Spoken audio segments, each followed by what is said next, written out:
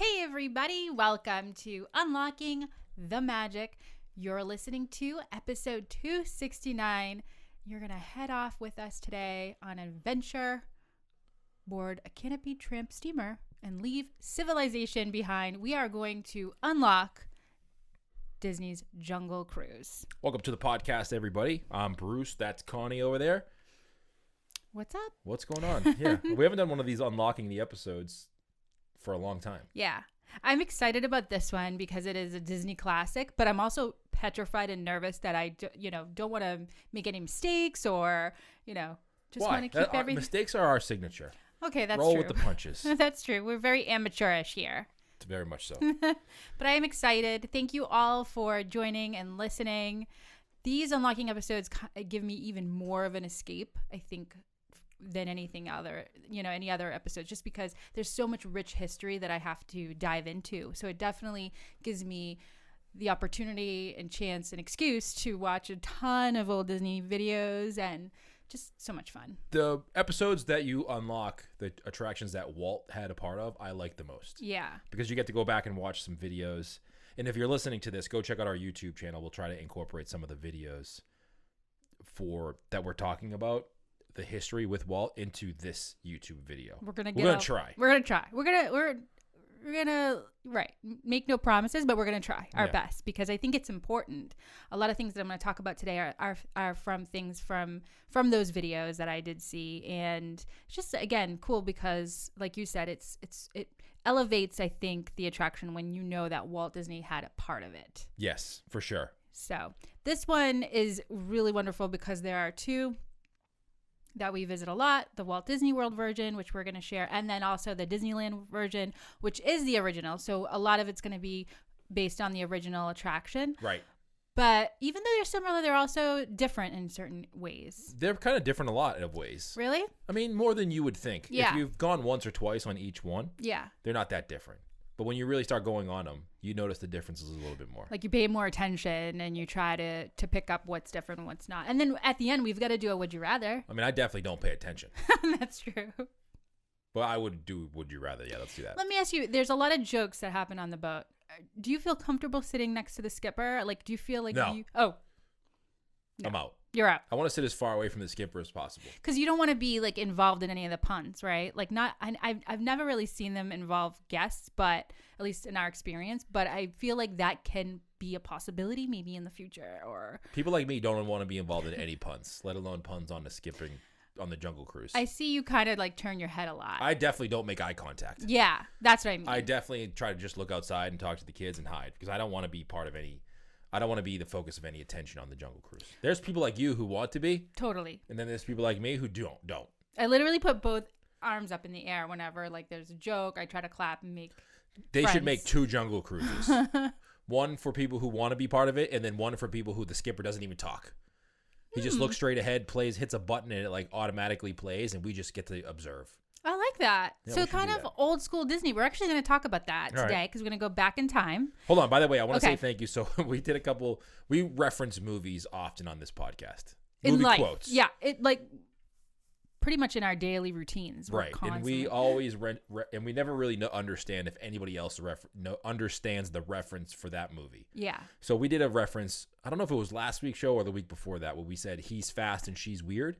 Totally us. And I said, hey, first person to email us with who or what that reference was about gets a free t-shirt. We got like 82 emails. Thank you guys, first of all. Like, I know we didn't even get a chance to even respond to all the emails, but we did get them because we wanted to make sure that whoever emailed us got a chance to win, right? 2 things. 2. We got a lot of emails, so obviously a lot of people understood that reference. I wonder if you understand that. Which is reference. awesome. I wonder if you understand that reference. Okay. Wait, what? I understood that reference. Oh, that's another one? That's another one. You're throwing it Not in a t-shirt winner for that one, though. Oh. That's just another reference. Okay.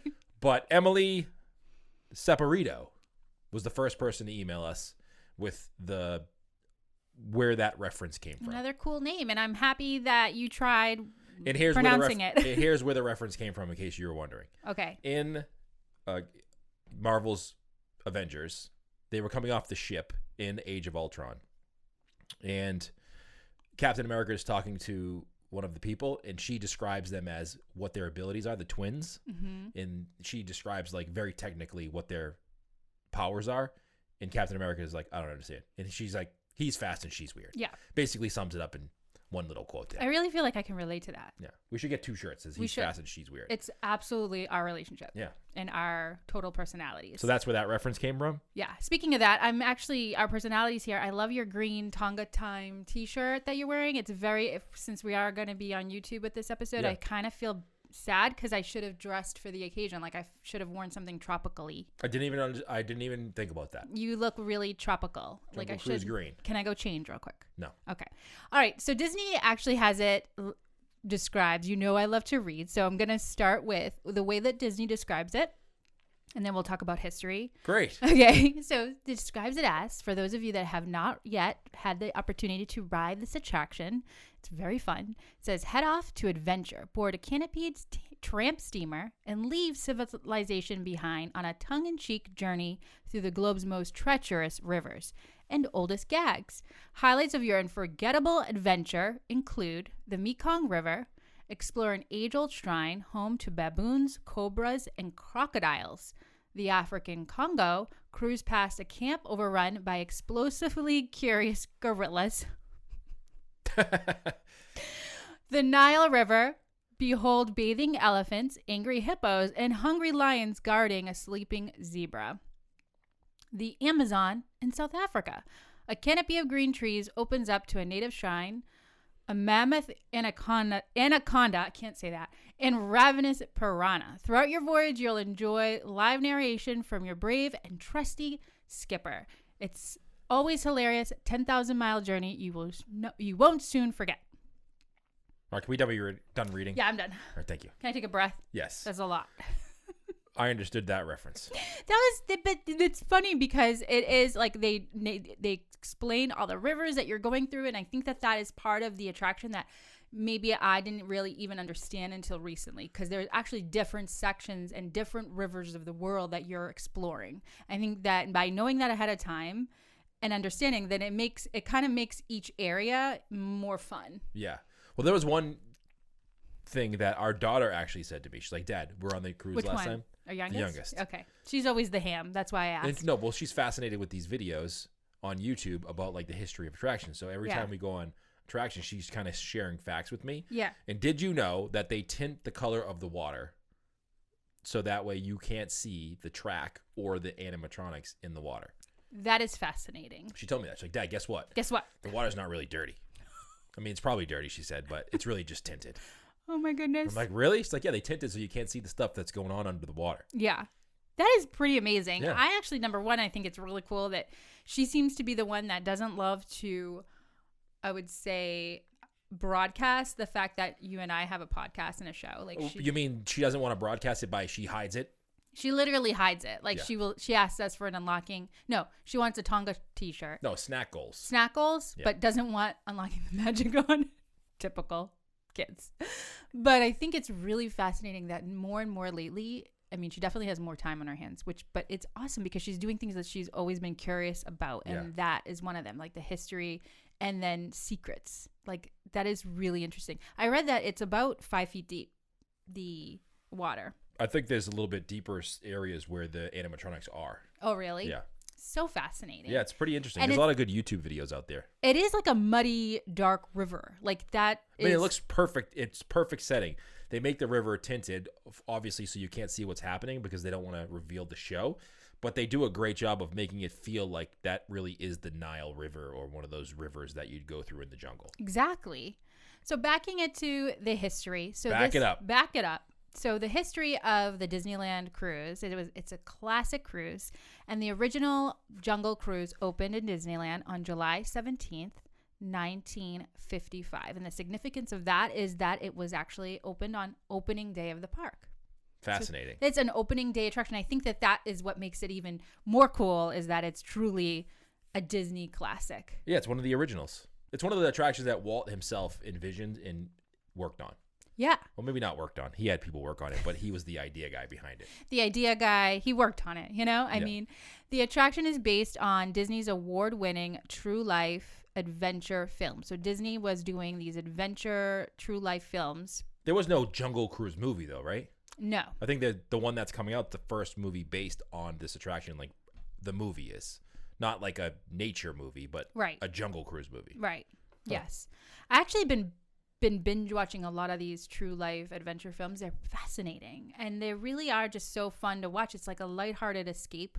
Are they animals? Yeah, and it's adorable. And I feel like at first I'm like, oh, I don't know, I want actors, and I want like, it's like the ones they show now in movies, like the Penguin movie, or that's what I'm saying. Because you never really want to go see it in the beginning, but then you see it, you're like, that was pretty good. It's like you walk out smiling, or you're finished with these movies at home with a smile on your face. So when it originally opened, though, which is really interesting and fascinating, the attraction actually, because I know you mentioned earlier you wanted a two-way version. Yes. An extrovert and introvert. I think this is the introvert version that you would have loved.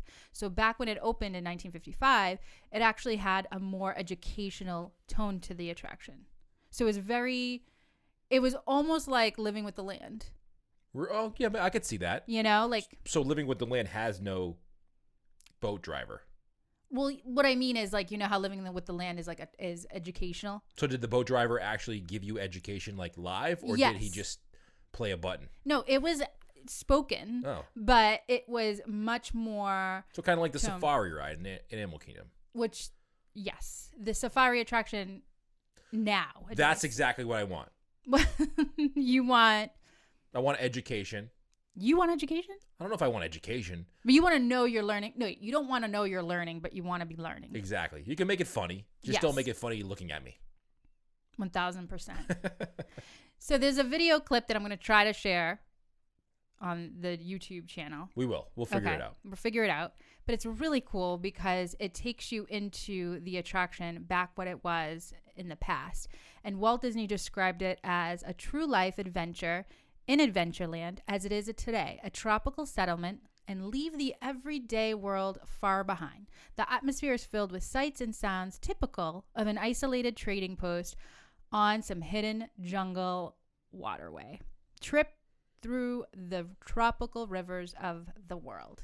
And it's funny because nowadays I think that everyone is looking for these videos online of like ride-on attractions because we're not able to visit the parks. Yes. And I think Walt was the very first one to do that. Like he basically said on the video, you don't need any ticket today. Like come with me. You're my guest. Yes. And he wanted to show you the attraction before it came out. Yeah. And it's narrated. So in the beginning, it's Walt talking. And gosh. So you tell me Walt invented YouTube as well? I am telling you that Walt Disney. Is that what you're saying? Yeah, pretty much Walt Disney invented YouTube ride along attraction videos. The coolest part is his soothing voice in the beginning because he just describes the attraction. When he says leave the everyday world behind, you literally go into that. Like it's almost like he snaps his fingers and like magic happens. You're like, okay, I'm with you. Yeah. Okay, gone. Stress is gone. All these hidden references first.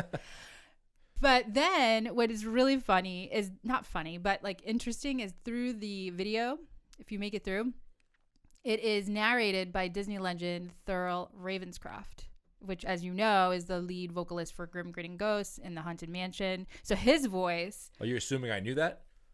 Well, I just wanted to throw it in there just in case because I didn't want you to like feel guilty that I didn't know. Yeah. I didn't know that, but I'm glad you said, as you know. As you know. Makes me look smarter than I am. Well, I like reminded you. I feel like you and I should both do that to each other, like every once in a while, so that, we look out for one another. That's true. Okay. First of all, Thurl Ravenscroft. Can we make names cool again? Like, how cool is like a kid named Thurl Ravenscroft? That sounds like an English professor. I think it's Professor Thurl Ravenscroft. Ravenscroft. That's what I said. I think I want to bring back those old school names. Thurl. What's an old school name? Can I rename myself? I'm sorry. I love Irving, but I think I want to be Constantina Ravenscroft. That doesn't go. I'm making it go. Professor Constantina Ravenscroft. No. But there's no professor in the lead of mine. Okay, so this was, again, if you watch this video, it's pretty fascinating because it takes you through the attraction and it's still really cool. I was watching the black and white version, which makes it even more, I just feel vintage and unique. And with Thurl narrating it, it's like he has this also very soothing voice that it's almost like hypnotizing when he speaks. So you're watching this video. What the cutest thing is, you see all these people on the Jungle Cruise, and back then they really dressed up fancy. So they're all in like their outfits on the Jungle Cruise, and it's just like it really looks dramatic because you're like, oh, these poor people, like where are they going? And at one point there was a little girl, and she was seated next to her parents, and she couldn't have been more than maybe 6 years old. And she had, at one point, she put her head in between her lap because she was scared of the animals. I bet you back then, too, like when this attraction first came out, I bet you, like, we've seen it all now. Right. We've seen tons of, animation. We've seen tons of technology, virtual reality. Back then, like, this was all like, wow. Yeah. Think of what they had for, television or radio back then, or what they used for entertainment. This was definitely like state of the art, and they've probably never seen anything like it. Well, that's what I'm right. Like we go on the Jungle Cruise now, and we're like, no, that's okay. Well, it's still entertaining, but Right. you're just like the auto animatronic part of it isn't like it's super cool, and I still love it, but it's Right. not like mind-boggling, Right. fascinating. How did they do Like that? Flight of Passage. Right. So you're like seeing these videos, these vintage videos of these little children, and they're like literally, like I said, parents are in their outfits. Like it looks like they're being got, like they're never coming back. Right. Like, well, that's what makes this attraction unique. Like, if you like Flight of Passage is great technology wise, but the attraction itself, other than the queue, you're basically just sitting on there looking at a screen. Right. This one brings you through on a journey through the rivers and to show you the different areas, which makes it completely different. Okay, so now in the early 1960s, Walt Disney introduced more drama and asked animator Marc Davis to sketch some humorous gags. It says over the years, more wildlife and new wisecracks were added. Maybe more for the extroverts. Yeah, definitely not for me. These updates, along with our talented skippers, make for some fun surprises on every trip down the river. It does make the attraction. The driver or the captain, what do they call it? Skipper does make or break the attraction. You think? I think every skipper I've had has been phenomenal. I do too, but I think there's some that are better than others, just like with everything. Fine. And if you get a really good one, it makes you chuckle and can think quick off their feet, like the one we had in Disneyland when our boat broke down. Oh, yeah. Like, he didn't miss a beat. No. Like, we were sitting there for 10 minutes, and he was still, like, giving us jokes, telling us stories. Like, you would have never known that our boat was stuck for 10 minutes with that skipper. Do they have somebody, like, in their ear? Like, telling? I was fascinated by that fact. You like, think they're like... Help. I'd be like, SOS. He like, takes his lapel. Oh, no. The boat broke down. Quick. Shoot me some facts. Real quick. I would need that. Like the Secret Service? Yes. Please. Our boat just broke down. Do me a favor. Give me some info right now, real quick. I need to occupy these people for 10 minutes. He didn't miss a beat. No. Like, it had to be, there's some sorcery happening. They're in the background. Okay, here you go. Here's what you tell them. Is there a job just for that? Like, Yeah. you could be the guy in the chair. I just messed up our show notes, by the way. And there's another reference. A guy in the chair. That would be a dream. I want to be the guy in the chair. You would be epic at it. I feel like you're quick on your feet and would I be would able. be the best guy in the chair because I don't want to be the guy on the boat. Okay, fine, fair enough. There's another video in 1959 with a Kodak commercial with Ed Sullivan, who is a famous journalist. He had the Ed Sullivan Show, and he was describing the Kodak camera, and it says, "Fun is more fun when you capture it in movies." That was like the tagline. Was that sponsored by Kodak? I don't know if the attraction, I don't know what the attraction, if it was sponsored at all, but I thought it was funny how they had a whole commercial and he's riding through. Must have been, I should probably know that since we're doing unlocking, but whatever. That I thought was really funny and cool because it shows him on the boat and he's like these wild adventures, and then it shows like if you're ever in, I'm paraphrasing here, but like it was a moment where he was being almost attacked by the hippo. Yes. And he captured it on film. So he was highlighting the fact that this innovative new camera could capture all these moments, whether you're going through the dark or the bright areas of the rivers.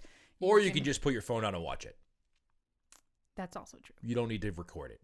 Wait, I know. Attractions must have been so great back then. There was nobody holding up cell phones in front of you or using flash when they're not supposed to. Oh, goodness. Yeah. Just enjoy the attraction. Be in the moment.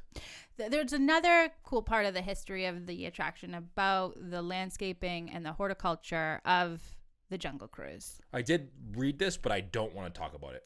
Why? Because that's your job. Oh, I thought you meant like you didn't want me to talk about it. No, you can talk about it. And Why is that? You're better at it. Okay.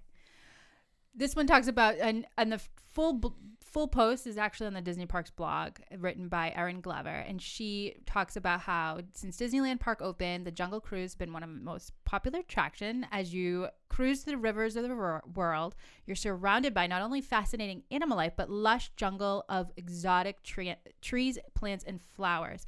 A unique ecosystem that has its own storied past. When building the Jungle Cruise, Walt Disney turned to... Why are you making that face? I was just looking at the camera smiling. Walt Disney turned to Imagineer horticulturist Bill Evans to create the landscape. Rather than create a true-to-life jungle, though, Bill's goal was to develop a Hollywood jungle. Because they had no money. It's just a mixture of exotic plants and trees that would give the feeling of traveling through exciting and uncharted territories. To create this Hollywood jungle here in Anaheim, Bill developed some techniques like smuggling plant seed inside the cuffs of his socks and planting orange trees upside down to resemble mangroves. How do you plant the orange tree upside down? I don't know, but that is fascinating to me. I know, doing some reading about this and watching some videos. I knew it. You read. I did. Okay. 2 sentences. Mm-hmm. They didn't have any money, and that's why they had to get creative with the plants and repurpose the plants that they had on property. They even went around like purchasing palm trees from people who didn't want them on their property anymore. Stop. Yeah, because like when they were building Disneyland and putting all this, all these attractions in place, like they didn't have money. Yeah. Like they were way over budget, and they had to be Improvise. as creative as they possibly could to make it look the way it does. That is so impressive. We were on the Jungle Cruise in Disneyland last time, and somebody asked, "Are these plants real?" And the skipper was like, "Yeah, they're all real. Like some of these have been around since the original attraction was here." The bamboo is what makes it's so tall and beautiful that it literally makes you feel like you're in another part of the world. Yeah. But that is fascinating that they were able to do any of that with the money that they were running out of. I mean, they just went over budget so much that they didn't have a lot of money at all. Bill also worked with the site's existing horticulture when designing the Jungle Cruise. Originally planned for the east side of Disneyland Park, where Tomorrowland would be built, Adventureland was moved to the west side of Main Street to incorporate the large eucalyptus trees planted there by the orange farmers who previously owned the land. So that's interesting. Adventureland was going to be where Tomorrowland was, but they had to move it because they wanted to maybe save money, like you said, and incorporate, that part of the land. Interesting. Planted to function as a windbreak for the orange groves, these trees made the perfect visual barrier. So those are the eucalyptus trees that we talked about, hiding all the mysteries that lay within the Jungle Cruise. That's interesting. They do a good job of incorporating you and immersing you when you're on the boat itself. You don't really see anything else. Yeah. It says, through the years, the tall trees engulfing the Jungle Cruise has created a lush canopy that regulates the temperature inside the Hollywood jungle, allowing plants that you won't find anywhere else in Southern California to thrive right there in Disneyland Park.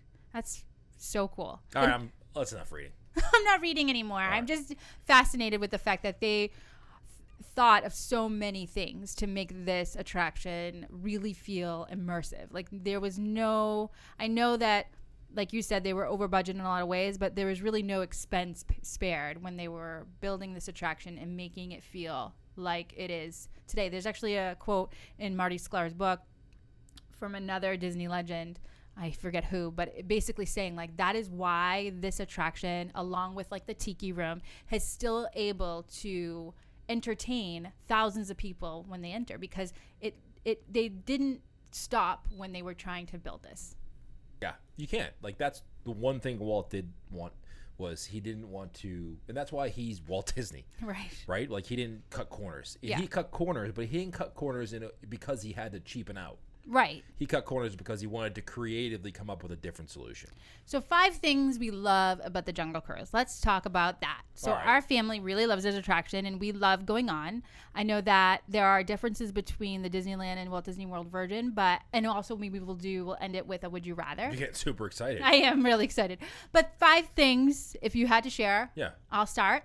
Go. You can say yours if you want. Go for it. Number 1, the skippers.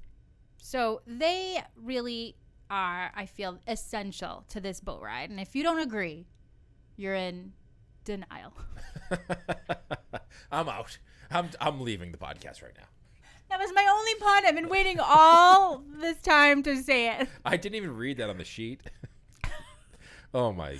I'm sorry. I that was it. No more puns. But honestly speaking, we've had some really talented skippers on, and I know you said earlier, like, it depends on who you get, but honestly speaking, they're all amazing. Yes, maybe one or two are maybe a level above others, but no matter when we've ever rode this attraction, we've always been laughing, giggle, and we've heard these puns probably 1,000 times. Yeah, lots of times, and it's still funny every time. Still funny. So that's my number one thing I love about the Jungle Cruise. The skippers themselves? Yes. Do you agree? I do. Okay. I mean, I love the puns. They are funny. There are Yeah. some, and there's some that they deliver in a different fashion that make me forget the ones that I've already heard. Yeah. And you just give it just a different chuckle. And I love watching the people's faces who have never been on the attraction before. Yes. You can always tell who hasn't been on the Jungle Cruise before, or if it's their first time, because of how they react to the ones that you know are coming, that are going to be pretty funny, how they react to it. Wait, how come they don't have I Conquered the Jungle Cruise hat? I don't know. They should after our last visit. We should. They should now that one boat sank. It's been a couple times. I think that there's been issues, but yeah, Let's create that shirt. We survived. We conquered the Jungle Cruise. I love the Jungle Cruise. Please don't look at me. That's your shirt. That's my shirt.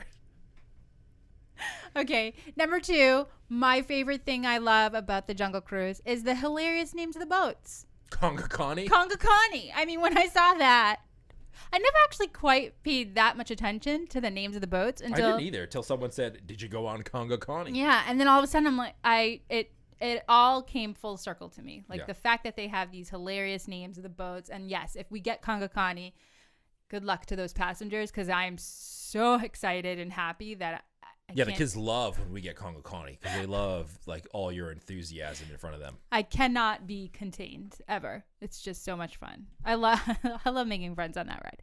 Okay, number 3. You do sit close to people too, so not me. I choose the middle between our family, but most people sit near people. I do notice, like, you sit a little bit bigger than you are too. Like, I notice, like, you're kind of wide when you sit there. I think on purpose. I don't want to move all the way into all available space. Okay. Like, that's my next shirt. No, I'm not moving or filling in all the available space. You, like, sit with your legs kind of wide, like, open, your shoulders, like, I'm going to get a whole line of shirts for introverts. You are. That's my clothing line. So for introverts, this is section, and then for extroverts, the weird section. Exactly. Got it. Number 1, I conquered the Jungle Cruise. Please don't look at me. Yes. No, I won't fill in all the available space. Thank you very much for asking. Thank you. That's polite. Yeah, that's nice, right? You threw in, thank you and for asking, and okay. Number 3, the temples portion, which is only in the Walt Disney World version. It's the indoor part of the attraction in the Jungle Cruise, and it reminds me very much of Indiana Jones. What do you think about that part? Love it. It's a spooky, little immersive or really immersive portion of the attraction, and the fact that it goes indoors a little bit, like, just, it's unexpected. Yeah. And I still, every time we ride, I still get excited when that part happens, because I love Indiana Jones, and I love that whole temple feeling. Did you say in Disneyland or Disney World? This is in Disney World. So the Indiana Jones is right next to the one in Disneyland, so you love that whole adventure land area. Right. So it's definitely right. Even though you don't get the indoor part of it in Disneyland, at least you get the Indiana Jones attraction next to it. So it's kind of full circle. You also have, like, the tree there, Tarzan tree in Disneyland. So it definitely is very immersive from the start. But number 3, it had to be the temple. And again, that's in the Walt Disney World version, which makes it feel a little bit longer of an attraction too, because you have, again, like, you go indoors and it's spooky. Number 4, I know I'm going through all mine and you're not really saying anything. I'm with you. Okay. If you have any to add that I didn't mention, be sure to interrupt I will. me. Okay. Number 4, the gators in the rivers. I don't know why, but I still always get super scared when they pop up. I always think I'm going to get squirted by the elephant. That's also true. Why do we always duck? I don't know. I've been on the ride 1,000 times. I still duck every time. Do you ever get wet? No. I think, like, maybe a sprinkle, but it's not really. I don't get wet. Or, like, when you go past the the waterfall. waterfall. Yeah, you get a little spray. Yeah, it's a little chilly if you happen to go on a cool night, which makes it a little uncomfortable, but you don't get wet. We've done that before. Yeah, and it's like, ugh. I don't suggest that. Or wear a sweatshirt with a hood. Yeah. But the gaiters, something as simple as the gaiters, the fact that they have these autumn animatronic, which I think they are, maybe they're real, I don't know, gaiters that pop up. Yes. Like they're done in a fashion where they truly look so lifelike that I still always jump up off my seat a little bit. I know it's silly, but it's what I love about the attraction. And then lastly, my number 5, I can't talk about the Jungle Cruise without the fascinating thing that they do during the holidays, which is the Jingle Cruise. Yeah, that is pretty fun. That's like one of my, I'm going to say it. I'm probably going to get a lot of backlash for this, but I'm not necessarily a huge fan of overlays. But I think the Jingle Cruise is something that is a must do. I think overlays are tough. Yeah. Because people like us who go a lot enjoy the overlays. Because you get to see a different version of the attraction. Yeah. I do feel bad for the people who don't get to go as much. Yeah. And maybe it's their first time, and their first time is seeing it with an overlay and not being able to see the original. Yeah, maybe that's it. I definitely feel like and so let me just describe. So the Jungle Cruise, it's their famous script. So the whole cruise and the skippers rewrite the script to include some holiday puns, and then there's some holiday decor. So for those of you that haven't done it, again, it's in the holidays and it's described as the Jingle Cruise. But I feel like they nailed it on this one. Like they, give a sense of fun holiday cheer, but it doesn't necessarily take away from the attraction itself. Yeah, it incorporates it into it. Yeah. All right, so that was my number 5. I'm not going to bore you with many more, but I want to say quickly, so for the differences between Walt Disney World and Disneyland, I couldn't find that many. I mean, I know that both are a 10,000-mile journey and both have similar scenes, but they don't necessarily follow the exact scene. Each attraction doesn't follow the scenes the exact way as you journey down the river. But the only thing, like the number one thing I found was like the queue. Yes, the queue is much different. In Disneyland or Disney World, do you prefer? I don't know. I feel like I don't like the queue in any queues. I want to just get right in. You're queued out. But Disneyland is tight. The Disneyland one is very tight, but I feel like with the Disneyland one, you get to like have an overview of the people getting on the boat. Like sometimes there's that second level that's open if it's busy. Right. You get to kind of look down upon the people getting in the boat and observe the river more than in Disney World. What are you observing in your mind? What's an introvert thinking about when they're in line watching everyone gather in these boats? Are you afraid? Please back away. Please don't That's stand. what I'm thinking. Why are you getting so close to me? And then the second difference I found was, again, the temple that's in the Walt Disney World version, which I always thought was in Disneyland. So when we were riding in Disneyland this past time, I was waiting for it. And it didn't come. And I was like, wait, it's in Disney World. So silly Connie. So I really like the temple part of it. I think that that's part of the attraction that I absolutely enjoy. This is one of the attractions where we went on both in Disney World and Disneyland recently, and I didn't notice there was nothing that really stuck out in my mind other than like Trader Sam being a little different. Yeah. That was like, oh, that's so much different in Disney World versus Disneyland. This is a hard one to do a would you rather on. I don't think so. I thought the opposite. I thought this is an easy one to do a would you rather on. Really? Yep. Why? I'll tell you in a second. All right, let's get into that. Well, let me just quickly say in 2015, the addition of the Jungle Navigation Company Skipper Canteen restaurant is now across from the attraction at Magic Kingdom, which I think makes Magic Kingdom a little bit more immersive. Because in Disneyland, I feel like along with the queue, so if you're choosing queues, right? Yes. And you're basing a would you rather off a queue, I'm going to say Disneyland because I feel like they have a lot more to offer with the fact that Indiana Jones is right next door. Like, it just makes it more an immersive. Yeah, if you think of what the attraction is, it's a riverboat journey on a river in the jungle, right? Yeah. The queue in Disneyland makes you feel like you're in a jungle getting on the queue because it's like right there. It looks old and rickety. Yes. You're going to go right onto the boat right from there. The river starts. The one in Disneyland's kind of set back. It's hidden a little bit. Yeah. It's not as immersive in Adventureland as the Disneyland version is. So I think you're right. The queue in Disneyland is a little bit better. Yeah. So if I had even though it's tight. Even though it is tight, they were a lot. Yeah. They were smaller back then, I guess. But I think Every queue in Disneyland is tight. It's tight.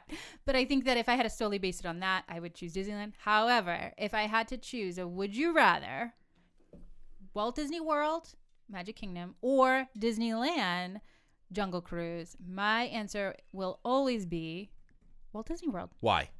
I got it. That temple, that spooky little scene with the snakes and the cool ruins is by far my favorite part of the attraction overall. So to me, it was easy, but I'm surprised to say it wasn't easy for you. It's hard for me because they're pretty much the same. Okay. So what I go by is I'm going to Disneyland version because I'll be in Disneyland. I mean, that's also true. You know, Adventureland, Disneyland, go to Indiana Jones next. Yeah. Go on Tarzan's Treehouse. I got to admit, Adventureland and Disneyland is definitely more immersive, for sure. Yeah, it feels like you're in the jungle as soon as you get in there.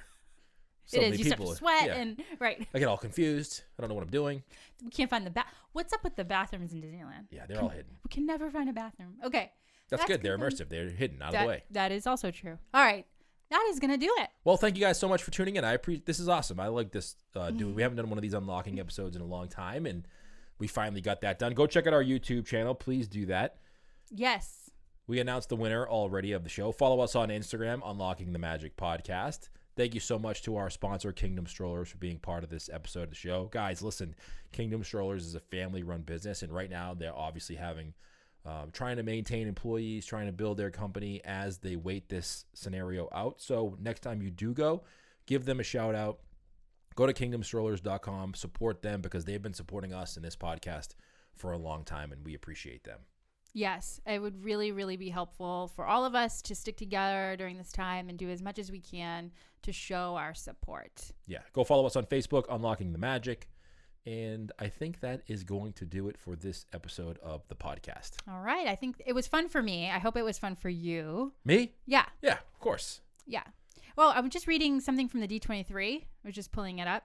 And it talks about Walt Disney and the Jungle Cruise. And it was talking about Walt being able to Walt Disney being able to talk to his viewers through a typical ride and eventually drive them through in his Nash Rambler, one of the television show's sponsors. Excellent. So that was something I didn't know. All right, cool. Didn't know. All right, that's going to do it. Thanks so much. Thanks for reading extra, Connie. We appreciate that. All right, see you guys on the next episode of the podcast. Have a great week, everybody. We'll see you next time. Bye, everybody.